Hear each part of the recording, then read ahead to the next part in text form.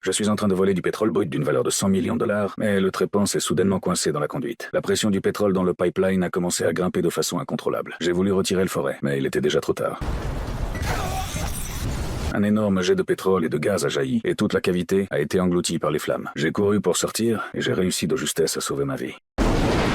Après cet échec, ce groupe m'a engagé pour 1 million de dollars. Je suis un expert en forage de haut niveau. J'ai lancé un compte à rebours de 3 minutes et sorti un forêt spécial pour commencer l'opération. J'ai introduit le trépan avec précaution dans la conduite. À mi-parcours, j'ai injecté du liquide de refroidissement pour faire baisser la température du forêt. Juste avant de percer la paroi extérieure, j'ai stoppé l'opération. J'ai raccordé la conduite de pétrole au site de forage. Quand le compte à rebours est arrivé à 0, le pétrole a commencé à s'écouler de façon stable dans la conduite. Ils étaient ravis en voyant ça. Ensuite, ils m'ont confié une mission encore plus grande. Le client était un magnat du pétrole. L'objectif était de voler 10 milliards de dollars de pétrole brut. Le plan consistait à stocker le pétrole dans une tour d'eau abandonnée. Si ça réussissait, je devais toucher 100 millions de dollars. Trop dangereux, j'ai formé une équipe pour l'opération. Nous sommes arrivés dans la chaufferie d'un hôtel et avons commencé à creuser. Après 10 mètres, nous avons rencontré une couche rocheuse extrêmement dure. Impossible à creuser. J'ai décidé d'utiliser une perceuse à percussion pour forcer le passage. Le bruit a attiré la police en patrouille. Un policier est entré dans l'hôtel pour enquêter. La réception a immédiatement déclenché l'alarme, mais j'avais déjà coupé les câbles de l'alarme. La police a suivi le bruit jusqu'au chantier. La réception m'a prévenu par talkie-walkie. Quand j'ai entendu l'alerte, il était déjà trop tard pour nous replier. Le policier est arrivé dans la chaufferie. Nous nous sommes déguisés en ouvriers du tout. Ah, les goûts. J'ai dissimulé le trou avec une armoire. Le policier n'a rien remarqué et est reparti. Mais trop stressé, nous avons décidé d'arrêter les travaux pour la nuit. Mais une fois parti, l'officier est revenu et il a découvert notre tunnel. Après enquête, la police a confirmé qu'il s'agissait d'un tunnel de vol de pétrole. Ils ont commencé à utiliser des détecteurs de métaux. La réception a repéré la situation via les caméras et a déclenché l'alarme pour évacuer tout le monde. Tout le monde a rapidement retiré les objets métalliques. Mais j'ai oublié ma montre. La police a détecté un signal anormal. Ils ont commencé à creuser la zone. J'étais coincé, je me suis caché dans un puits de maintenance. Ensuite, ils ont découvert une porte en fer. C'était la zone centrale des conduits, le carrefour de tous les pipelines. Il suffit de percer la conduite pétrolière et de le raccorder à la conduite d'eau. Le pétrole s'écoulera automatiquement dans la tour d'eau. Nous pourrons voler le pétrole facilement.